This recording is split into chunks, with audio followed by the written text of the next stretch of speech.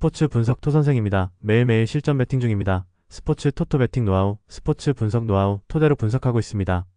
항상 좋은 결과 목표로 좋은 건 공유하겠다는 마음으로 뉴스 자료 실시간 체크 후 댓글 링크에 공유하고 있습니다. 12월 3031일 화수요일 해외 축구 16경기 네이션스컵 앙골라 vs 이집트. 이 경기를 전력만 보고 판단하면 이집트 쪽으로 저울이 기우는 것이 맞지만 지금 상황과 동기부여를 함께 놓고 보면 이야기가 완전히 달라진다. 앙골라는 1무 1패로 벼랑 끝에 몰려있기 때문에 시작부터 중원에서 몸싸움과 압박 강도를 최대치로 끌어올리고 공을 탈취하는 순간마다 은졸라와 젤손 달라에게 빠르게 볼을 공급하는 데 집중할 수밖에 없다. 젤손 달라가 아래로 내려와 볼을 받아주고 프레디가 바깥쪽에서 폭을 넓혀주면 자연스럽게 측면에서 크로스와 컷백 루트가 열리고 박스 안에서는 은졸라가 제공권과 피지컬을 앞세워 위협적인 장면을 만들 수 있는 구조가 된다. 이집트는 이미 다음 라운드를 확정지은 입장이라 경기 내내 몸을 던지는 강한 압박을 유지하기보다는 부상 방지와 체력 안배를 우선하면서 전반적으로 리스크 관리에 초점을 맞출 가능성이 크다. 그래서 초반에는 어느 정도 패턴대로 경기를 풀어가더라도 시간이 지날수록 압박 강도와 전진 수비의 빈도가 줄어들고 수비 라인이 자기 박스 근처로 자연스럽게 뒤로 물러나는 장면이 늘어날 수 있다. 앙골라 입장에서는 바로 그 타이밍의 세트피스와 전환 상황을 집중적으로 공략해야 하고 코너킥이 나올 때마다 파포스트 침투와 세컨볼 슈팅까지 염두에 둔 설계로 상대 집중력의 빈틈을 파고들 필요가 있다. 이집트가 살라와 마르무시의 개인 능력을 앞세워 한 번의 경기를 뒤집을 수 있는 팀인 것은 분명하지만 이번 경기에 모든 에너지를 쏟아붓는 것이 아니라는 점이 이 매치업의 핵심 포인트다. 앙골라는 지금까지 경기력 자체가 완전히 무너진 팀이 아니고 마지막 마무리 한 번이 부족했던 장면들이 계속 쌓였던 팀이기 때문에 동기부여와 상대 로테이션이 겹치는 경기에서는 충분히 이변을 노려볼 만한 여건이 갖춰졌다고 볼 수 있다. 결국 이 경기는 객관적인 전력표가 아니라 대회 흐름과 승점 상황, 그리고 누가 이 경기에서 더 많은 리스크를 감수할 준비가 되어 있는가가 승부를 가르는 한 판이 될 가능성이 크다. 이랑골라는 이번 경기에서 결과를 가져오지 못하면 사실상 대회 흐름이 무너질 수 있는 입장이기 때문에 공격적인 위험 부담을 감수하면서까지 승점을 노릴 수밖에 없다. 반면 이집트는 이미 다음 라운드를 확보한 상황에서 부상과 체력 소모를 관리해야 하는 현실적인 과제를 안고 경기장에 나서게 된다. 그래서 전술적인 상승과 동기부여, 로테이션까지 모두 감안하면 이번 한 판은 앙골라가 승부를 끝까지 물고 늘어지며 이변을 완성해 볼만한 가치가 충분한 매치업으로 보는 쪽이 설득력 있다. 승부 예측 배팅 강도. 승무패 앙골라 승 강추. 핸디핸디 승 추천. 언더 오브 언더 추천. 짐바브웨 vs 남아공. 이 경기는 반드시 승점 3점이 필요한 짐바브웨와 무승부만 기록해도 16강을 확정 지을 수 있는 남아공의 이해관계가 정면으로 부딪히는 한판이다. 짐바브웨는 조별리그에서 아직 승리가 없다는 부담 탓에 초반부터 라인을 높게 올려 나바야에게 공을 집중 공급하며 공격적인 움직임을 보여줄 가능성이 크다. 나바야가 박스 안에서 몸싸움을 버티며 슈팅 각을 만들어내고 문세다미와 파비슈가 그 주변에서 세컨볼과 2차 침투를 노리면 초반에는 위협적인 장면이 분명 나올 수 있다. 그러나 수비 라인과 중원 사이 간격이 벌어진 상태에서 전진 압박을 지속하면 4-1, 4-4-1의 뒤쪽 한 자리가 감당해야 할 범위가 지나치게 넓어질 수밖에 없다. 이 구간에서 패스 미스가 나오거나 공격 전개가 끊기는 순간 곧바로 남아공의 역습으로 되돌아오는 장면이 반복될 위험이 크다. 남아공은 굳이 승부를 서두를 이유가 없기 때문에 초반에는 라인을 안정적으로 유지하며 짐바브웨의 전진을 유도하고 포스터를 축으로 한 빠른 전환에 집중하는 패턴을 준비할 가능성이 높다. 포스터가 등지고 받아주는 첫 볼에서 이선으로 한 번만 정확히 연결되면 아폴리스가 중앙으로 좁혀 들어와 드리블과 패스로 박스 근처까지 전진하는 장면이 자연스럽게 열린다. 짐바브웨가 점수 상황 때문에 점점 더 많은 인원을 앞으로 쏟아 붓는다면 시토리 중원에서 전진 패스를 차단하고 곧바로 전방으로 연결하는 장면이 늘어나며 역습의 효율은 더 올라갈 수 있다. 또한 짐바브웨가 조급함 속에서 파울로 수비를 정리하는 빈도가 높아지면 남아공 입장에서는 아폴리스에게 박스 주변 프리킥 찬스를 여러 번 제공하는 결과를 낳게 된다. 아폴리스의 킥 퀄리티를 감안하면 직접 프리킥 한 번만 제대로 감기더라도 골문이 열릴 수 있고 세컨볼에서 추가적인 득점 기회가 나올 가능성도 충분하다. 이 구조가 반복되면 짐바브웨는 공격 숫자를 줄이기 어려운 상황에서 오히려 역습과 세트피스 한 방의 실점 위험이 계속 커지는 난처한 승부를 치르게 된다. 남아공은 결과적으로 리스크를 크지 않게 관리하면서도 역습과 세트피스에서 효율적으로 찬스를 만들어갈 수 있는 위치이고 심리적인 여유까지 가진 쪽이다. 그래서 전반에는 짐바브웨의 기세가 어느 정도 돋보이더라도 경기 시간이 길어질수록 남아공의 킥 퀄리티와 경기 운영 능력이 점점 더 크게 드러날 가능성이 높다. 일짐바브웨는 승점 3점이 절실한 만큼 전반부터 강하게 나올 수밖에 없고 나바야를 축으로 한 공격에서 한두 번은 위협적인 장면을 만들어낼 여지는 충분하다. 하지만 시간이 지날수록 심리적 부담과 체력 소모가 겹치면서 중원과 수비 라인 간 간격이 벌어지고 남아공의 역습과 세트피스 한 방에 흔들릴 위험이 점점 커질 수밖에 없다. 남아공은 포스터와 아폴리스, 시토를 중심으로 효율적인 전개와 안정적인 경기 운영을 가져갈 수 있는 팀이고 무승부만으로도 16강을 확정짓는 여유까지 더해져 있어 전체적인 흐름과 결과를 자신들에게 유리한 방향으로 관리해 나갈 가능성이 높다. 승부 예측 배팅 강도. 승무패 짐바브웨 패 강추. 핸디패 추천. 언더 추천. 잠비아 vs 모로코. 이 경기는 승리가 절실한 잠비아와 무승부만으로도 16강이 보이지만 개최국으로서 승리를 욕심낼 수밖에 없는 모로코의 이해관계가 정면으로 부딪히는 매치업이다. 잠비아는 승점 2점이라는 불안한 상황 탓에 라인을 올리고 다카와 파숑사칼라의 속도를 전면에 내세우는 공격적인 선택을 할 가능성이 크다. 이렇게 전방에서 압박과 스프린트를 강화하면 경기 초반에는 위협적인 장면을 만들어낼 수 있지만 시간이 흐를수록 수비 중원 간격이 벌어지며 역습과 세컨볼 상황에서 취약한 면이 드러날 수 있다.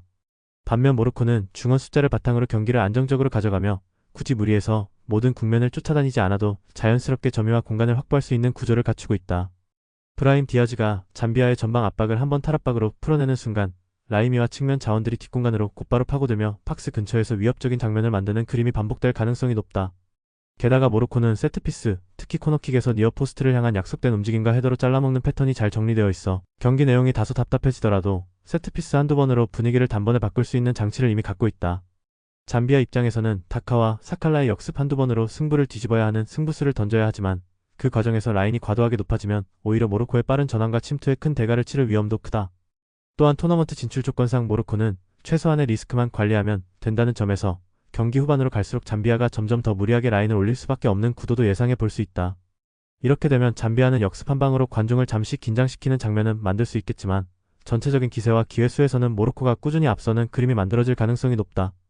결국 이 경기는 잠비아의 간절함이 수비 조직의 약점을 덮어줄 것인지 아니면 모로코의 조직력과 세트피스가 홈 경기장의 에너지와 함께 승부를 잠그고 갈 것인지의 싸움인데 구조적으로는 후자 쪽에 더 무게가 실리는 대진이다. 일잠비아는 반드시 승리를 노려야 하는 입장이라 타카와 파숑사칼라의 속도에 승부를 걸며 전방에서 적극적으로 싸울 수밖에 없다. 하지만 전술적인 틀과 수비 조직력, 세컨볼 경쟁력까지 놓고 보면 개최국 모로코의 4-3-3-3이 보여주는 안정감과 세트피스 완성도가 한 수 위인 흐름이라는 점을 부정하기 어렵다.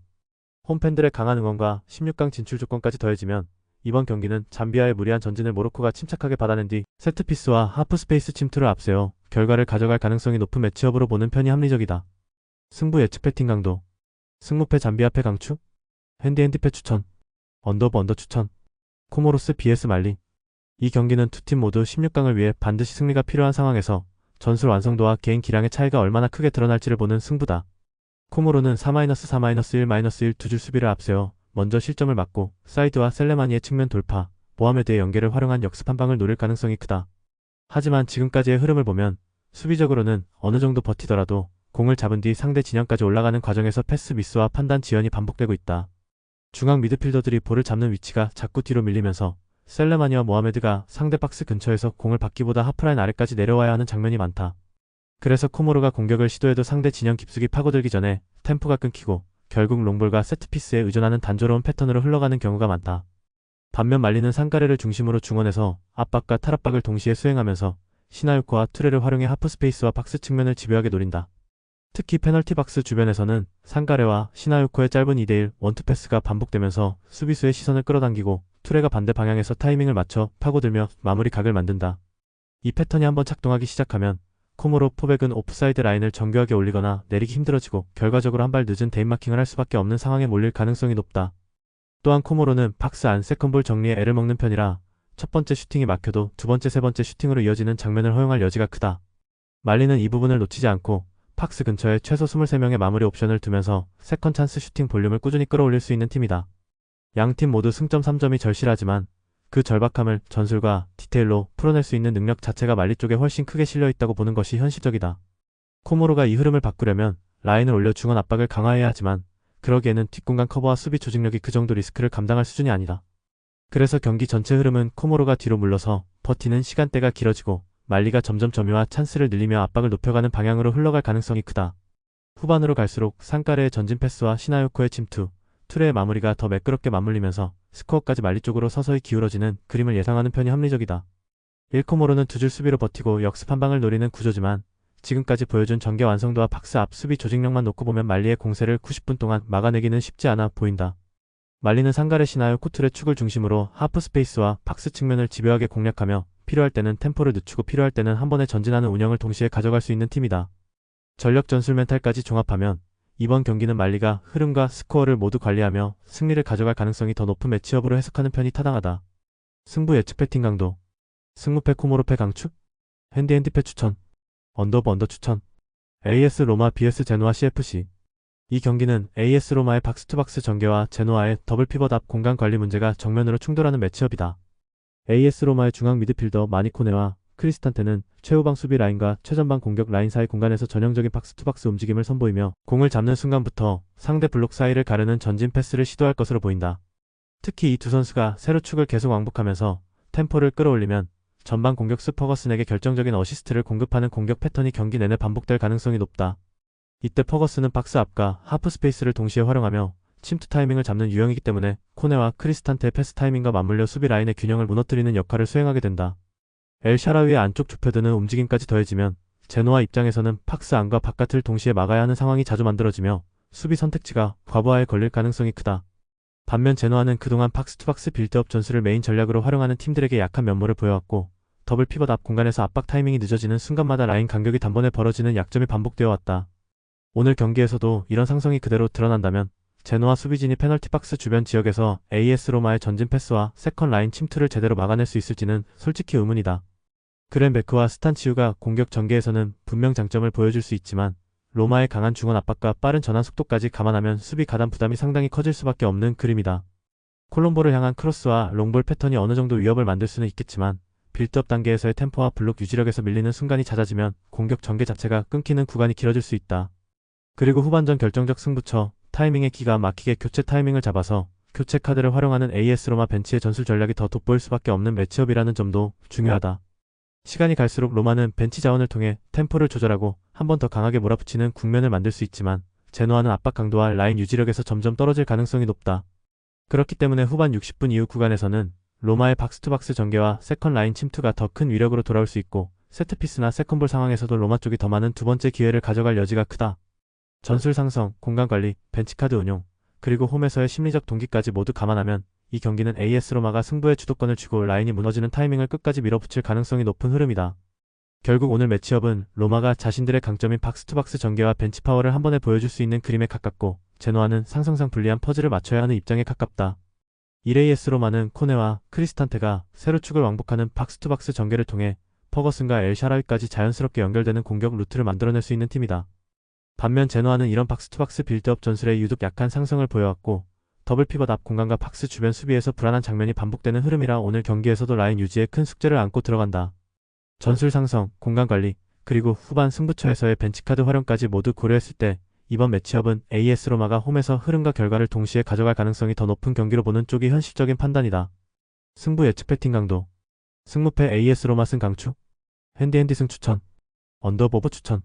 12월 31일 수요일 우간다 vs 나이지리아. 이 경기는 반드시 승점 3점이 필요한 우간다의 조급함과 나이지리아의 여유 있는 전력 운영이 맞부딪히는 흐름이다. 우간다는 1무 1패라는 성적 때문에 초반부터 라인을 끌어올리고 세무가비와 무칼라를 앞세워 적극적으로 득점을 노릴 가능성이 크다. 무칼라가 상대 센터백과의 경합에서 어느 정도 버텨주고 세무가비의 크로스나 아우초의 전진 패스가 제 역할을 한다면 우간다도 공격 찬스를 몇 차례 만들 수는 있다. 하지만 포백까지 전진시키는 순간부터 추크헤제의 스피드와 오시멘의 뒷공간 침투가 본격적으로 살아나는 구도가 된다. 특히 우간다가 라인을 올린 상태에서 볼을 잃는다면 아우초가 중원에서 끊기는 장면이 곧바로 나이지리아의 역습 출발 신호로 이어질 수 있다. 추크헤제는 측면에서 공을 잡는 순간 수비를 한두 명 제치는 개인 능력을 갖추고 있어서 우간다 풀백과 윙의 협력이 조금만 느려도 직선적인 돌파로 박스 근처까지 치고 들어갈 여지가 크다. 이 상황에서 수비 라인이 완전히 정비되지 않은 상태로 박스 안을 수비해야 하는 우간다 입장에서는 오시멘의 움직임과 세컨라인 침투를 동시에 막기 어렵다. 또한 시간이 흐를수록 나이지리아는 벤치에서 속도와 피지컬을 겸비한 자원을 투입하며 경기 템포를 유지하거나 오히려 더 끌어올릴 수 있는 반면 우간다는 체력 부담과 집중력 저하에 직면하게 된다. 세트피스에서도 나이지리아는 킥 정확도와 타깃 자원 모두에서 우위를 점하고 있어 코너킥 한두 번만 제대로 연결돼도 스코어를 벌릴 수 있는 잠재력이 크다. 우간다가 과감한 공격 운영으로 라인을 계속 올린다면 전반에는 팽팽한 장면이 나와도 후반으로 갈수록 나이지리아의 속도와 선수층 차이가 점점 더 도드라지는 그림이 예상된다. 결국 이 경기는 꼭 이겨야 하는 팀의 조급함과 퀄리티 차이를 바탕으로 틈을 기다리는 팀의 여유가 맞서는 구도이며 구조적으로는 나이지리아 쪽이 한두 번의 전환과 세트피스로 승부를 가져갈 가능성이 더 높다. 이로 간다는 승점 3점이 절실한 상황에서 라인을 올려 승부를 보려 하겠지만 그 선택이 오히려 뒷공간을 활짝 열어줄 위험을 안고 있다. 나이지리아는 오시멘과 추크헤제, 이어비를 앞세워 속도와 개개인의 퀄리티로 그 빈 공간을 집요하게 공략할 수 있는 팀이고 교체 카드까지 감안하면 경기 막판까지 힘이 유지되는 쪽이다. 결국 이 매치는 조급하게 라인을 올리는 수비 조직과 그 틈을 노리는 직선적인 공격수들의 싸움이며 전체적인 전력과 흐름을 고려하면 나이지리아 승리 방향으로 접근하는 것이 더 합리적인 선택에 가깝다. 승부 예측 배팅 강도. 승무패 우간다 패 강추? 핸디패 추천. 언더오버 추천. 탄자니아 vs 튀니지. 이 경기는 승점 1점에 묶여있는 탄자니아와 승점 3점으로 상황을 주도권 범위 안에 두고 있는 튀니지의 이해관계가 정면으로 부딪히는 매치업이다. 탄자니아는 사마타를 중심으로 한 역습 구조에 기대를 걸어야 하지만 빌드업 단계에서 엠몽바를 축으로 돌리는 패스 순환 속도가 더딘 편이라 공격 전개 과정에서 한 박자씩 늦어지는 장면이 자주 나온다.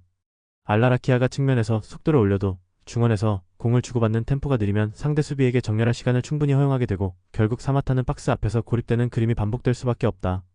반면 튀니지는 메브리를 축으로 후방과 전방을 세로로 연결하는 박스투박스 움직임을 적극적으로 활용하며 최후방 수비라인에서 시작된 빌드업을 빠르게 마스투리 쪽으로 이어줄 수 있는 팀이다. 메브리가 최후방 수비라인 앞에서 볼을 받아 한두 발 전진한 뒤 아슈리 쪽 하프스페이스로 전환 패스를 꽂는 순간부터 탄자니아의 수비 블록은 안쪽과 바깥쪽을 동시에 의식해야 하는 상황으로 끌려 들어간다. 탄자니아는 그동안 어매치 무대에서 이런 박스투박스 빌드업 전술을 메인 전략으로 사용하는 팀을 상대로 중원과 박스 앞 공간을 제대로 틀어막지 못하고 세컨볼, 2차 찬스에서 무너지는 패턴을 여러 차례 노출해왔다. 그래서 이번 경기에서도 한동안은 블록을 낮게 두고 버티는 듯한 흐름이 나올 수 있지만 시간이 지날수록 메브리가 라인 사이 공간에서 공을 받는 횟수가 늘어나면서 수비 라인 간격 관리가 점점 버거워질 가능성이 크다. 게다가 조별리그 상황을 고려하면 튀니지는 승점 3점이 절실한 경기이기 때문에 후반 승부처 타이밍에 벤치에서 공격 옵션을 투입해 템포를 한 번 더 끌어올리면서 경기의 리듬을 완전히 가져오려는 운영을 시도할 여지가 크다.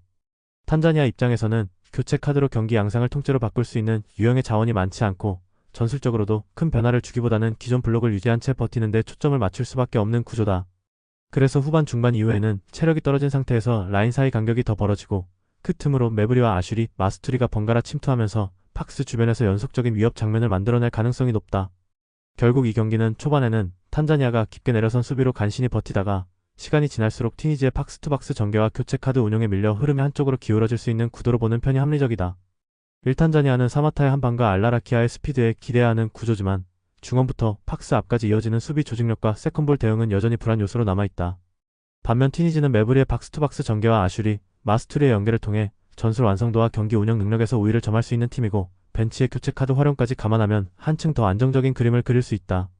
그래서 이번 매치는 탄자니아가 버티는 시간이 얼마나 길어질지의 문제일 뿐 전체적인 흐름과 결과는 튀니지가 승리를 통해 조별리그 판도를 유리하게 가져갈 가능성이 높은 승부라고 판단된다. 승부 예측 배팅 강도. 승무패 탄자니아 패 강추? 핸디패 추천. 언더오버 언더 추천. 베냉 vs 세네갈. 이번 매치는 조별리그 마지막 라운드에서 나란히 유리한 고지를 점한 두 팀이 굳이 위험을 감수하지 않아도 되는 상황에서 만나는 경기라는 점이 핵심이다. 베냉은 1승 1패로 승점 3점을 기록 중이고 세네갈은 1승 1무로 승점 4점을 쌓아놓은 상태라 양팀 모두 무승부만 기록해도 16강 진출을 현실적으로 기대할 수 있다. 그래서 초반부터 라인을 과격하게 올리거나 과감한 하이프레스를 시도하기보다는 서로의 장점을 최대한 봉쇄하면서 리스크를 줄이는 데 초점을 맞출 가능성이 높다. 베냉 입장에서는 토신의 최근 득점력이 뛰어난 편이 아니기 때문에 무리하게 많은 인원을 전방에 배치하기보다는 다알메이다를 축으로 한 더블 볼란치 라인부터 안정적으로 세우려 할 것이다. 알로코 역시 측면에서 돌파 후 컷백을 시도할 수 있지만 이번 대회 공격 전개에서 끝까지 파고드는 장면보다는 중간에서 안전한 패스를 택하며 템포를 늦추는 모습이 더 자주 보였다. 세네갈은 이름값만 놓고 보면 언제든지 마네와 잭슨, 파페 게에를 중심으로 골을 만들어낼 수 있는 스쿼드지만 이번 대회 풀타임 경기 내용을 자세히 들여다보면 생각보다 공격적으로 답답한 행보를 보여주고 있다. 플래너로 준비한 공격 전술이 막히는 순간 플랜 B로 선택할 만한 날카로운 대안 루트가 잘 보이지 않고 측면 크로스나 개인기 의존도가 높아지는 흐름이 반복되고 있다. 베냉도 마찬가지로 기본적인 빌드업과 측면 전개는 있지만 박스 안에서 숫자를 늘리거나 과감한 이선 침투로 변화를 주는 장면이 적어 공격 루트가 금세 읽힌다. 결국 두 팀 모두 플래너가 막혔을 때 플랜 B 공격 루트를 제대로 구상하지 못하고 있는 셈이라 킥오프 전부터 공격적인 스코어를 기대하기는 어려운 매치업이다. 여기에 양팀 최전방 공격진들의 최근 특정 감각을 감안하면 박스 안에서 강하게 마무리를 가져가야 할 순간에 한 박자씩 더 만지는 장면이 반복될 가능성도 크다. 승점 상황까지 고려하면 굳이 리스크를 감수하면서 라인을 올려 승부수에 가까운 운영을 선택할 이유가 없다 보니 자연스럽게 템포는 늘어지고 루즈한 형태의 경기 운영으로 흐를 공산이 크다. 초반에는 서로의 전술적 의도를 확인하는 탐색전이 길어질 것이고 중반 이후에도 큰 승부수를 띄우기보다는 세트피스 한두 번으로 분위기를 살피는 방향으로 전개될 수 있다. 그래서 전후반 90분 동안 서로 주고받는 허신 공방전만 이어진 채 골문을 여는 장면 자체가 많지 않은 답답한 흐름으로 경기가 마무리될 가능성이 상당히 높다. 한쪽이 실점을 허용하더라도 곧바로 라인을 올려 미친 듯이 몰아붙이기보다는 다시 균형 잡힌 블록으로 돌아가 위험 관리를 우선하는 선택을 할 여지가 크다. 종합하면 조별리그 상황과 두 팀의 공격 완성도, 플랜 B 부재까지 모두 겹치면서 이 경기는 자연스럽게 무승부와 저득점 쪽으로 무게가 쏠리는 그림이다. 일베넨과 세네갈 모두 조별리그 상황에서 굳이 위험을 감수하며 라인을 올릴 이유가 없고 실제 경기 내용에서도 공격 전개가 시원하게 풀리는 그림과는 거리가 있었다. 특히 플래너 공격 전술이 막혔을 때 플랜 B로 전환할 수 있는 루트가 마땅치 않다는 점, 그리고 최전방 공격수들의 득점 감각이 살아나지 않았다는 점이 두 팀 공통의 고민이다. 그렇기 때문에 이번 매치는 화려한 난타전보다는 서로의 실수만 조심하면서 시간을 흘려보내는 루즈한 흐름 속에서 무득점 혹은 저득점 무승부로 귀결될 가능성이 더 높은 경기로 보는 편이 설득력 있다. 승부 예측 배팅 강도. 승무패 무승부 강축? 핸디핸디 승 추천. 언더 오브 언더 강축. 보츠와나 vs 콩고민주공화국. 이번 경기는 승점 0점으로 D조 최하위에 머무르고 있는 보츠와나와 1승 1무로 승점 4점을 챙기며 2위 자리를 차지한 콩고민주공화국의 맞대결이다. 이미 조별 흐름에서 드러난 것처럼 객관적인 전력과 조직력의 격차는 분명 존재하고 이 차이는 전개 속도와 결정력에서 그대로 드러날 가능성이 높다. 보츠와나는 4-1, 4-1 블록을 구축해 라인 간격을 좁게 유지하려 하지만 수비에 쏠리는 시간이 길어질수록 모우치와가 커버해야 하는 공간이 넓어지고 그 뒤 포백 라인이 박스 앞에서 끌려다니는 장면이 많아진다. 케바토를 향한 전방볼 투입이 있어도 이선이 함께 올라가지 못하면 세컨볼을 상대 중원에게 모두 내주게 되고 자연스럽게 경기 주도권은 다시 상대 쪽으로 돌아갈 수밖에 없다. 반면 콩고민주공화국은 사디키와 은무크를 중심으로 중원과 이선의 연계가 매끄럽게 이어지고 있다.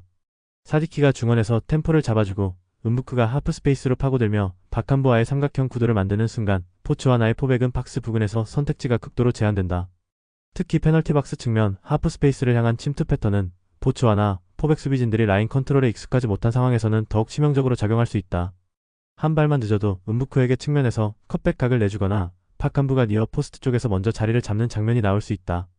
콩고민주공화국은 이미 조별리그에서 전방 압박과 중원 장악력을 동시에 보여주며 상대가 볼을 잡는 순간부터 압박의 각을 만들어 가로채는 능력을 입증했다. 보츠와나는 수비에 인원을 많이 두고 라인을 내리더라도 결국 세컨볼과 두 번째 상황에서 다시 수세에 몰리는 흐름을 되돌리기 어렵다. 이 경기에서는 콩고민주공화국이 전반부터 중원 템포를 쥐고 사디키와 은무크를 축으로 하프 스페이스를 공략하며 꾸준히 박스 주변을 두드릴 가능성이 크다. 보츠와나는 세트피스와 몇 차례 역습에서 반격의 기회를 노릴 수는 있겠지만 빌드업을 길게 가져갈 여유는 많지 않을 것이다. 시간이 지날수록 체력과 집중력에서 차이가 벌어질 수 있고 이 흐름은 콩고민주공화국이 추가 득점을 만들어낼 수 있는 환경을 만들어준다. 전술적인 짜임새, 개인 능력, 조별리그 흐름까지 모두 감안하면 이 매치는 어느 쪽이 더 안정적으로 경기를 관리할 수 있느냐의 싸움이 아니라 콩고민주공화국이 얼마나 여유있게 틀어지고 갈 수 있느냐를 확인하는 쪽에 가깝다. 결국 페널티 박스 측면 하프 스페이스를 장악하는 팀이 승부를 가져갈 가능성이 큰데 지금 흐름에서는 그 역할을 맡을 팀은 콩고민주공화국 쪽에 가깝다. 일보츠와나는 수비 블록을 내리고 버티려 해도 세컨볼과 박스 앞 공간 관리에서 한 박자씩 늦어지는 약점을 드러내고 있다. 반면 콩고민주공화국은 사디키와 은무크, 박한부로 이어지는 축을 중심으로 하프 스페이스를 장악하며 경기 흐름을 자신들의 리듬으로 끌고 갈 수 있는 팀이다. 그래서 이 매치는 이변을 기대하기보다는 전력과 전술 완성도에서 앞선 콩고민주공화국이 꾸준히 압박을 이어가며 승점 3점을 가져갈 가능성을 높게 보는 편이 현실적이다. 승부 예측 배팅 강도. 승무패 보츠와나 패 강추. 핸디핸디 패 추천. 언더오버 추천. 벌리 vs 뉴캐슬 유나이티드. 이 경기는 수비 조직이 크게 흔들리는 홈팀 벌리와 전환 속도와 전방 퀄리티에서 우위를 가진 원정팀 뉴캐슬의 구조적 대비가 핵심이다. 벌리는 이번 시즌 경기당 평균 20점을 허용할 정도로 박스 근처에서의 집중력이 떨어져 있고 라인 간격이 한번 벌어지면 재정렬까지 시간이 오래 걸리는 약점이 반복되고 있다. 중앙 미드필더 구간에서 우구추크를 중심으로 빌드업을 풀어가지만 패스 템포가 느려서 횡패스가 두세 번 돌 동안 상대 수비가 이미 자리를 잡아버리는 장면이 많다. 브로야가 뒷공간을 파고들어도 이 타이밍에 맞춰 땅볼 패스나 대각선 침투 패스가 빠르게 공급되지 않기 때문에 공격이 뜨문뜨문 끊기는 인상이 강하다. 반면에 뉴캐슬은 브루노 기마랑이스가 압박 한 번을 흘려낸 뒤 전진 패스 한 번으로 곧바로 이선과 측면을 연결하면서 템포를 끌어올릴 수 있는 구조를 갖추고 있다. 볼테마드를 향한 첫 패스가 들어가는 순간 고든과 또 다른 측면 자원이 동시에 안쪽과 바깥쪽을 파고들어 벌리 수비 라인을 좌우로 흔들어 놓을 가능성이 크다. 특히 벌리의 중앙 미드필더 라인이 느린 패스 순환 때문에 전진 타이밍을 제대로 잡지 못하면 공을 잃는 순간 중원과 수비 라인 사이에 넓은 공간이 생기고 뉴캐슬의 역습은 이 공간을 집중적으로 겨냥할 수 있다. 그래서 뉴캐슬 입장에서는 굳이 점유율을 크게 가져가지 않더라도 템포를 올리는 순간마다 고든의 돌파와 볼테마드의 마무리를 통해 결정적인 찬스를 만들어낼 여지가 충분하다. 또한 뉴캐슬 수비진은 하프라인 근처에서부터 라인을 끌어올려 압박거리를 줄이는 데 익숙해 벌리가 느린 빌드업으로 나올 경우 전방에서 볼을 탈취해 짧은 거리에서 곧장 마무리 상황을 만들 수도 있다. 벌리가 반전을 위해 라인을 올리고 적극적으로 나선다면 오히려 뒷공간이 더 넓게 열리면서 고든의 스프린트와 볼테마드의 연계가 힘을 받을 가능성이 크다는 점도 변수다. 그럼에도 불구하고 벌리가 세트피스나 브로야의 개인 돌파 한두 번으로는 위협적인 장면을 만들 수 있겠지만 전체적인 흐름을 바꾸기에는 수비 조직과 빌드업 템포에서의 열세가 너무 뚜렷하다. 결국 이 경기는 벌리가 버티는 시간이 길어질수록 수비 집중력이 떨어지고 뉴캐슬의 전환 속도와 마무리 퀄리티가 후반으로 갈수록 더 크게 체감되는 방향으로 흐르기 쉽다. 그래서 전반부터 뉴캐슬이 템포를 끌어올리며 기세를 타기 시작하면 벌리 수비 라인은 계속해서 간격이 벌어지고 박스 안에서의 마킹 실수와 세컨 찬스 허용이 연달아 나올 가능성이 높다. 이 구도에서 홈팀 벌리가 승부를 뒤집으려면 빌드업 템포 개선과 수비 집중력 회복이 동시에 필요하지만 현재 흐름을 감안하면 한 경기 안에 이를 완전히 정리해내기는 쉽지 않아 보인다. 이홈팀 벌리는 수비 라인과 중원 빌드업 모드에서 불안 요소가 겹치며 한번 흐름이 기울기 시작하면 연속 실점 위험까지 안고 가는 구조다. 반면에 원정팀 뉴캐슬은 볼테마드 고든 브루노 기마랑이스를 중심으로 전환 속도와 마무리의 질에서 분명한 우위를 가지고 있기 때문에 경기 흐름이 템포 싸움으로 가는 순간 강점을 드러낼 수 있다. 종합적으로 보면 이 경기는 뉴캐슬이 템포와 퀄리티로 벌리의 수비 라인을 거세게 흔들며 원정이지만 승리를 가져갈 가능성이 높은 매치업으로 해석하는 편이 합리적이다. 승부 예측 배팅 강도. 승무패 벌리패 강축? 핸디패 추천. 언더오버 강축. 첼시 vs 본머스. 이 경기는 공격 전개와 전방 압박의 완성도가 높은 첼시와 3선 2선 간 간격이 흔들리는 본머스의 맞대결이라는 점에서 초반부터 흐름이 한쪽 방향으로 기울 가능성이 크다. 첼시는 주앙 페드로를 축으로 파모아 네투가 자유롭게 위치를 바꿔가며 전방 삼각형을 구성하고 더블 볼란치가 탈압박과 전진 패스를 동시에 수행하는 구조를 가져가고 있다. 때문에 후방에서 볼을 확보하는 순간 한 번의 전진 패스만 통과되면 페드로 네투의 스피드와 콜 파머의 창의적인 패스가 동시에 살아나면서 박스 근처에서 수적 우위를 만드는 장면이 자주 나올 수 있다. 반면에 본머스는 후방 빌드업에서 센터백과 수믹 공격형 미드필더 사이 간격이 일정하지 않아 강한 압박을 받으면 평범한 인사이드 패스도 제대로 연결하지 못하고 첫 패스부터 흔들리는 장면이 반복되고 있다. 이 지점에서 첼시의 전방 압박이 위력을 발휘할 수 있는데 파모가 수미 라인을 차단하고 네투가 풀백 라인을 눌러주며 주앙 페드로가 센터백을 압박하는 구도가 잘 잡히면 본머스의 후방 빌드업은 쉽게 무너질 수 있다. 그래서 첼시 입장에서는 굳이 라인을 과도하게 내리지 않고 하프라인 근처에서부터 압박 타이밍만 정확히 맞춰줘도 공격 전환 상황에서 상대 박스를 정면으로 두고 슈팅을 가져갈 기회를 여러 차례 얻을 수 있다. 본머스도 에바니우손과 클라이베르트, 브룩스를 활용해 역습과 빠른 전개를 시도하겠지만 더블 볼란치 구간에서 잦은 실수가 나오면 그 전에 템포가 끊기고 위험한 역습까지 허용하기 쉽다. 그리고 첼시는 이미 리그에서 29득점을 올릴 만큼 공격 패턴이 다양하고 세트피스 오픈플레이 세컨 찬스를 골고루 활용하는 팀이라 한번 흐름을 타기 시작하면 짧은 시간에 득점을 연달아 뽑아낼 수 있는 잠재력이 크다. 본머스는 수비 밸런스가 흔들리는 상황에서 포백이 버티는 시간이 길어질수록 실수 가능성이 높아지고 박스 안마킹 집중도도 떨어질 수밖에 없다. 그래도 본머스가 완전히 무기력하게 무너지는 경기보다는 몇 차례 역습과 세트피스 찬스를 통해 한두 번 정도는 첼시 뒷공간을 시험해 볼 여지는 남아있다. 하지만 전체적인 경기 양상을 놓고 보면 안정적인 탈압박과 전방 압박의 완성도 그리고 박스 근처에서의 마무리 퀄리티까지 모두 첼시 쪽에 더 크게 기울어져 있는 그림이다. 결국 이 경기는 본머스의 불안정한 빌드업이 첼시의 압박에 얼마나 버틸 수 있느냐 그리고 첼시가 만들어낼 수많은 찬스 중 얼마나 효율적으로 마무리하느냐가 스코어 차이를 결정할 것이다. 홈이라는 환경과 공격진의 폼, 압박 구조까지 감안하면 첼시가 경기 내내 주도권을 쥐고 본머스의 포백을 흔들며 득점을 쌓아갈 가능성이 상당히 높아 보인다.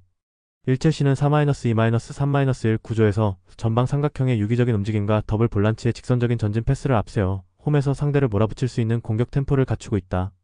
반면에 본머스는 3선 2선 간 간격 조절 실패와 후방 빌드업에서의 잦은 실수 때문에 강한 압박을 동반한 팀을 만났을 때 실점 리스크가 눈에 띄게 커지는 약점을 드러내고 있다.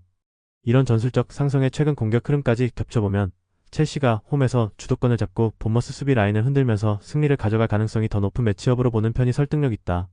승부 예측 배팅 강도. 승무패 첼시 승 강추? 핸디 승 추천. 언더오버 추천. 노팅엄 포레스트 vs 에버턴. 이 경기는 노팅엄의 헐거운 위기관리 능력과 에버튼의 콤팩트한 중앙 구조가 정면으로 부딪히는 승부다.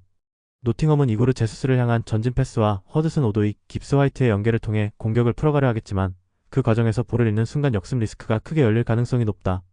포백 라인이 한번 흔들리면 라인 간격이 벌어진 상태에서 세컨볼 정리가 안되면서 박스 안이 어지럽게 무너지는 패턴이 다시 나올 수 있다. 에버튼은 바리가 중앙에서 1차 차단을 담당하고 듀스버리 홀이 양 옆을 커버하면서 그릴리시가 하프스페이스에서 볼을 오래 소유하는 그림을 만들어갈 것이다. 그릴리시가 안쪽으로 좁혀 들어오며 파울을 끌어내면 바로 이어지는 세트피스 상황에서 에버튼의 장점이 극대화될 수 있다. 노팅엄이 이미 26실점을 허용하며 승부처마다 집중력이 무너졌던 흐름을 떠올리면 세트피스와 세컨볼 국면은 에버튼에게 분명한 기회 구간이 된다. 그리고 에버튼은 굳이 라인을 과하게 올리지 않고도 중원에서 볼을 탈취한 뒤 짧은 패스 몇 번으로 박스 근처 진입을 시도하는 효율적인 공격 구조를 갖추고 있다. 결국 경기 전체를 놓고 보면 노팅엄은 어느 순간 다시 위기관리 실패 패턴을 드러낼 위험이 크고 에버튼은 콤팩트한 수비와 세트피스, 하프스페이스 공략으로 그 틈을 파고들 준비가 되어 있는 상황이다. 1노팅엄은 이고르 제수스와 깁스 화이트, 허드슨 오도이를 중심으로 공격 재능은 갖추고 있지만 라인 간격 관리와 승부처 집중력에서 계속 같은 문제를 드러내고 있다. 반면 에버튼은 바리의 수비 안정감, 듀스버리 홀의 왕성한 커버 범위, 그릴리시의 하프스페이스 장악력을 묶어 적은 찬스에서도 효율적으로 득점을 노릴 수 있는 팀이다. 결국 이 경기는 위기 상황에서 쉽게 무너지는 쪽과 콤팩트한 구조로 버티면서 한두 번의 세트피스와 하프스페이스 공략으로 승부를 보려는 쪽의 대결이다. 전체적인 전술 밸런스와 안정감, 세트피스에서의 위협까지 고려하면 에버튼 승리 방향으로 접근하는 것이 보다 합리적인 선택에 가깝다. 승부 예측 배팅 강도. 승무패 노팅엄패 강추? 핸디패 추천. 언더보브 추천. 웨스트햄 vs 브라이턴 앤드 호브 엘비언. 이 매치는 박스 안에서 수비 간격이 무너지는 팀과 박스 앞 세컨볼을 집요하게 노리는 팀의 충돌이라는 점에서 흐름이 명확하게 갈린다. 웨스트햄은 3-4-3 대형에서 윙백이 전진한 뒤 폭기가 늦어지면서 중앙 수비수들이 측면까지 끌려나가고 그 사이 하프스페이스와 박스 앞이 동시에 열리는 약점이 반복되고 있다. 그래서 페널티 박스 근처에서 한번 볼이 튀는 순간 세컨볼 경합에 뒤늦게 반응하며 실점 장면으로 직결되는 패턴이 시즌 내내 이어지고 있다. 비록 윌슨의 마무리와 보엔의 컷이 능력 덕분에 역습 한 방은 보유하고 있지만 전체적인 팀 밸런스는 공격과 수비 사이의 간격 문제로 인해 계속 흔들리고 있다. 반면 브라이튼은 4-2-3-1에서 이선 라인이 촘촘하게 형성되며 루터가 내려와 공을 받아주면 미토마와 그루다가 동시에 안쪽 공간을 파고들어 수적 우위를 만든다. 미토마가 좌측에서 1대1 돌파로 수비 2명을 끌어내면 그 뒤에 생기는 하프스페이스에 그루다가 포지셔닝하면서 흘러나온 볼을 기다리는 장면이 자주 연출된다. 이때 박스 앞 수비 간격이 벌어진 웨스트햄 입장에선 세컨볼 처리 과정에서 선택지가 줄어들고 결국 라인 밖에서 날아오는 중거리 슈팅에 노출될 가능성이 크다. 브라이튼의 더블 볼란치는 수비 전환 시 빠르게 박스 앞을 봉쇄하며 웨스트햄의 역습을 초반에서 끊어내고 다시 공격권을 회수하는 역할을 수행한다. 그래서 시간대가 흐를수록 웨스트햄 진영에서 볼점유가 길어지고 브라이튼 공격수들이 박스 주변에서 지속적으로 슈팅 각을 만들 수 있는 구조가 만들어진다. 웨스트햄은 이미 경기당 2.05 실점 수준의 수비 라인을 노출한 상태라 한번 흐름이 역전되면 다시 라인을 끌어올릴 에너지와 조직력이 부족한 모습이다. 브라이튼은 전방 압박 이후에도 수비 라인이 과하게 끌려 올라가지 않고 중원과의 간격을 유지하면서 역습 리스크를 최소화하는 운영을 선호한다. 이런 운영은 오히려 박스 앞 세컨볼과 중거리 찬스를 더 자주 만드는 방향으로 이어지기 때문에 웨스트햄의 박스 수비 취약점과 정면으로 맞물린다. 특히 박스 안 혼전 상황에서 볼이 완전히 정리되지 않았을 때 그루다가 한 번의 각을 만들어 인스텝 중거리 슈팅을 꽂을 수 있는 장면이 이 경기의 결정적 장면이 될 수 있다. 결국 웨스트햄이 살 길은 윌슨과 보엔의 한 방으로 먼저 앞서 나가는 것뿐인데 수비 조직력을 감안하면 리드를 지키기보다는 다시 흐름을 내주는 쪽에 가까운 그림이다. 종합하면 박스 앞 간격 관리와 세컨볼 활용 능력에서 브라이튼이 확실히 우위에 있는 만큼 시간이 갈수록 브라이튼 쪽으로 경기의 저울추가 기울어질 가능성이 높다. 이러스트햄은 여전히 개인 능력으로 한 방을 보여줄 수 있는 자원들은 보유하고 있지만 페널티 박스 근처에서 수비 간격이 벌어지는 구조적 문제를 해결하지 못한 채 시즌을 치르고 있다. 반면 브라이튼은 전방과 이선이 촘촘하게 연동되면서 세컨볼과 박스 앞 중거리 찬스를 꾸준히 만들 수 있는 팀이고 특히 그루다의 인스텝 한 방은 흐름을 뒤집을 만큼 위협적인 옵션이다. 결국 이 매치는 박스 수비가 무너지는 쪽이 아닌 세컨볼을 끝까지 물고 늘어지는 쪽이 이길 확률이 높으며 그런 관점에서 브라이튼 쪽 승리 기대값이 더 높다고 보는 게 자연스럽다. 승부 예측 배팅 강도. 승무패 웨스트햄패 강추. 핸디패 추천. 언더보브 추천. 맨체스터 유나이티드 vs 울버햄튼. 이번 맞대결의 핵심 키워드는 측면 숫자 싸움과 하프스페이스 장악력이다. 울버햄튼은 3백 기반 전술 위에 양쪽 윙백을 한 명씩 배치해 터치라인을 넓게 쓰지만 같은 구역에서 상대를 수적으로 압도하기에는 인원 구성이 한정적이다. 반면 맨유는 포백의 윙포워드까지 더해 양쪽 측면에 항상 2명을 세울 수 있기 때문에 동일 구역에서 자연스럽게 2대1 상황을 만들어낼 수 있는 조건을 갖고 있다. 그래서 측면 빌드업이 시작되는 순간마다 맨유는 풀백이 안으로 좁히고 윙어가 넓게 서는 식으로 울버햄튼 윙백을 양갈래 압박에 몰아넣으면서 페널티 박스 측면 하프스페이스까지 동시에 공략할 수 있다. 이 과정에서 마테우스 쿠냐가 하프스페이스로 내려와 볼을 받아주면 세스코는 뒷공간을 파고들고 마운트는 박스 모서리 부근까지 침투하며 박스 주변에 34인이 동시에 몰리는 장면이 자주 연출될 가능성이 크다. 쿠냐는 좁은 공간에서도 볼을 지키며 방향 전환과 드리블로 수비를 끌어낸 뒤 측면이나 박스 안으로 킬패스를 공급하는 유형이기 때문에 울버햄튼 수비 라인에는 상당한 부담으로 작용한다. 마운트는 전방 압박 시에는 1차 라인을 형성하고 공격 전개 시에는 박스 바깥에서 세컨볼과 컷백 상황을 마무리하는 움직임으로 울버햄튼 수비진의 집중력을 계속 시험할 것이다. 세스코의 높이와 속도, 쿠냐의 드리블과 연결, 마운트의 침투가 한 번에 엮이는 순간마다 울버햄튼 3백은 박스 안에서 수적 열세에 놓이기 쉬운 구조다. 울버햄튼은 스트란드 라르센의 제공권과 황희찬의 대각선 침투를 활용해 역습 한두 번으로는 위협을 줄 수 있지만 전반적인 점유와 위치 선점 싸움에서는 맨유에 밀릴 가능성이 높다. 게다가 울버햄튼이 경기당 2골이 넘는 실점을 허용하는 수비 불안까지 안고 있다는 점을 고려하면 이번 구도에서는 맨유의 공격력이 상대적으로 더 안정적으로 득점으로 이어질 시나리오가 그려진다. 일맨유는 세스코의 높이와 속도, 마테우스 쿠냐의 드리블과 연결, 마운트의 박스 침투가 자연스럽게 맞물리며 측면과 중앙을 동시에 공략할 수 있는 공격 완성도를 갖추고 있다. 반면 울버햄튼은 3백 구조 특성상 윙백 뒤와 하프 스페이스를 동시에 막아야 하는 부담이 크고 시즌 내내 높은 실점 수치가 이어질 만큼 수비적인 안정감을 보여주지 못하고 있다. 종합하면 이번 맞대결은 맨유가 측면 숫자, 우위와 하프 스페이스 장악력을 앞세워 경기 주도권을 가져가며 승리를 챙길 가능성이 더 높게 형성된 흐름이다. 승부 예측 배팅 강도. 승무패 맨유 승 강추? 핸디핸디 승 추천. 언더보브 추천. 아스널 vs 에스턴 빌라. 이번 경기는 두 팀 모두 수비 전환 속도는 빠르지만 공격 전개 속도가 지나치게 느려진 시점에서 맞붙는 승부다. 아스날은 요케레스를 축으로 사카의 제가 주변을 감싸는 구조이지만 스트라이커의 움직임이 제한된 상황에서는 이선 침투 타이밍이 자연스럽게 꼬이게 된다. 사카와 에제가 공을 잡고도 박스 안으로 깊게 파고들지 못하고 이선에서 옆으로만 볼을 돌리는 장면이 많아진다면 슈팅으로 이어지는 상황 자체가 줄어들 수밖에 없다. 미드필더 라인이 한 번 더 박스 안으로 침투해줘야 하지만 체력 부담 탓에 역습 리스크를 감수하고 올라가는 선택은 줄어드는 모습이다. 아스톤 빌라 역시 구조는 비슷하다. 와킨스가 전방에서 버텨주고 맥킨과 틸레만스가 뒤에서 받쳐주는 그림이지만 3명의 타이밍이 맞아 떨어졌을 때 나오는 박스 안 장면이 예전만큼 자주 나오지 않는다. 와킨스가 깊게 파고드는 빈도보다 중원에서 공을 오래 붙잡고 있는 시간이 더 길어지면서 경기 템포가 늘어지는 양상이 반복되고 있다. 두 팀 모두 빡빡한 일정을 소화해온 만큼 전방 압박 강도도 자연스럽게 떨어져 있다. 덕분에 빌드업 과정에서 큰 실수는 줄어들 수 있지만 동시에 상대 수비 라인을 무너뜨릴 만큼 강한 스프린트나 과감한 침투도 줄어드는 아이러니한 상황이 만들어진다. 볼 점유율은 어느 한쪽이 크게 가져가기보다는 비슷하게 나눠 가질 가능성이 크다. 그러나 점유율과 실제 찬스 전환 효율은 다른 문제다. 템포가 늘어지고 스트라이커와 미드필더의 움직임이 제한되는 순간 양팀 모두 박스 안에서의 날카로움은 떨어질 수밖에 없다. 결과적으로 오픈플레이에서 날카로운 장면은 적게 나오고 코너킥 프리킥 롱스로인 같은 세트피스 상황에서만 골문 앞이 조금씩 떠는 그림이 더 현실적인 시나리오다. 양팀 모두 세트피스 전술은 어느 정도 준비가 되어 있지만 동시에 라인 전체가 수비 안정에 더 민감하게 반응하는 스타일이라 인원을 과하게 올리지는 않을 것이다. 이렇게 되면 스코어가 크게 벌어질 여지는 크지 않다. 전반 내내 팽팽한 균형이 이어지고 후반에도 어느 한 팀이 리스크를 크게 감수하지 않는다면 0-0 균형이 길게 이어지다가 세트피스 한 방으로 1-1 정도의 스코어가 나오는 그림이 가장 설득력 있는 결과다. 양 팀의 흐름, 체력 상황, 전개 템포, 세트피스 의존도까지 겹쳐놓고 보면 어느 한쪽이 일방적으로 승부를 가져가기보다는 끝까지 서로를 무너뜨리지 못한 채 승점을 나눠 갖는 방향으로 수렴될 가능성이 크다. 이라스날과 아스톤 빌라는 모두 수비 조직과 전환 속도에서는 여전히 높은 수준을 유지하고 있지만 최근 일정 누적 속에서 공격 템포와 마무리 완성도가 동시에 떨어진 상태다. 스트라이커와 미드필더의 움직임이 제한되면 결국 세트피스 외에는 득점 루트가 남지 않는다. 그래서 이 경기는 어느 쪽이 이길지를 맞히는 승부라기보다는 서로를 끝내 뚫지 못하고 승점을 나눠 갖는 무승부 그림을 가장 먼저 떠올려야 하는 매치업이라고 보는 편이 합리적이다. 승부 예측 배팅 강도. 승무패 무승부 강축? 핸디패 추천. 언더오브 언더 강축. 센트럴 코스트 마리너스 FC vs 브리즈번 로어 FC. 이 경기는 센트럴 코스트의 불안정한 풀백 오버래핑과 브리즈번 로어의 세트피스, 반대 전환 패턴이 정면으로 충돌하는 매치업이다.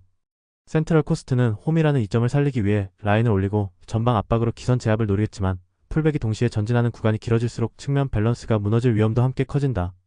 맥카몬트가 중원에서 왕성한 활동량으로 그 간격을 메우려 하겠지만 공격 가담까지 겹쳐지는 역할 특성상 모든 상황을 완벽히 커버하기는 현실적으로 쉽지 않다. 반면 브리즈번 로어는 클레인의 킥 퀄리티를 중심으로 세트피스를 적극 활용하고 빌드업 과정에서도 방향 전환을 통해 상대가 비워둔 반대편 공간을 집요하게 공략할 준비가 되어 있다. 브리즈번 로어는 에이스 클레인이 정교한 킥 능력을 보유하고 있기 때문에 특히 상대 페널티 박스 주변 지역에서 프리킥 찬스를 얻어낼 때마다 날카로운 직접 프리킥 능력을 발휘하며 결정적인 득점 기회를 만들어 나갈 가능성이 매우 높다. 여기에 호어가 타이밍 좋게 측면에서 안쪽으로 파고들고 비디기 박스 안에서 위치를 선점하면 세컨 라인까지 함께 뛰어들며 숫자 우위를 만드는 장면이 자연스럽게 이어질 수 있다. 센트럴 코스트의 경우 양쪽 풀백의 오버래핑 타이밍이 불안정하다 보니 한쪽 사이드에서 압박이 풀리는 순간 반대편 사이드와 하프 스페이스가 그대로 노출되는 장면이 반복될 여지가 크다. 그래서 브리즈번 로어의 플레이메이커 클레인과 윙포워드 호어가 반대 전환 타이밍만 정확히 맞춘다면 결국 반대편 공간에서 아이솔레이션 전략을 통해 결정적인 득점 찬스를 완성할 수 있는 그림이 자주 나올 수 있다. 시간이 지날수록 센트럴 코스트 풀백들의 오버래핑 누적과 폭기 거리가 부담으로 쌓이고 라인 유지와 대인 마크에서 작은 틈이 벌어질 가능성이 커진다. 그 타이밍에 브리즈번 로어가 세트피스와 반대 전환으로 압박을 강화하면 홈팀 수비는 점점 더 자기 박스 안으로 말려 들어가며 위험한 상황을 연달아 허용할 수 있다. 비딕의 제공권을 고려하면 크로스 한두 번만 제대로 연결돼도 득점 가능성이 높고 세컨볼 상황에서도 호어나 이선 미드필더들이 박스 근처에서 추가 슈팅 기회를 잡을 여지까지 충분하다. 결국 이 경기는 센트럴 코스트가 라인을 올려도 수비 밸런스를 끝까지 유지할 수 있느냐, 혹은 브리즈번 로어의 세트피스와 반대 전환이 풀백 라인의 약점을 정확히 찌르느냐의 싸움으로 정리된다. 전술 상성과 공간 운용, 킥 퀄리티까지 종합해보면 흐름은 시간이 갈수록 브리즈번 로어 쪽으로 기울 가능성이 더 크다. 1센트럴 코스트는 홈 분위기와 전방 압박으로 초반 기세를 잡으려 하겠지만 풀백 라인이 동시에 올라가는 습관과 측면 밸런스의 불안은 끝까지 따라다닐 변수다. 반대로 브리즈번 로어는 클레인의 킥 능력과 호의 침투, 비딕의 마무리를 세트피스와 반대 전환 패턴 안에 잘 묶어놓은 팀이라 한두 번의 장면만으로도 스코어를 뒤집을 수 있는 무기를 갖추고 있다. 그래서 전술 상성과 공간 운영, 그리고 후반으로 갈수록 커지는 세트피스 영향력까지 모두 합쳐보면 이번 경기는 브리즈번 로어 쪽으로 승부의 저울이 더 기울어 있는 승부라고 보는 편이 현실적이다. 승부 예측 배팅 강도, 승무패 센트럴 코스트패 강추, 핸디패 추천, 언더보버 추천. 영상 보느라 수고하셨습니다. 항상 좋은 건 공유해서 가치 적중률을 높이고 싶은 마음뿐입니다. 조합은 뉴스 선발 등 체크 고민 후 링크에 공유하고 있습니다. 댓글에 링크 있으니 참고해주세요. 구독과 좋아요 감사합니다.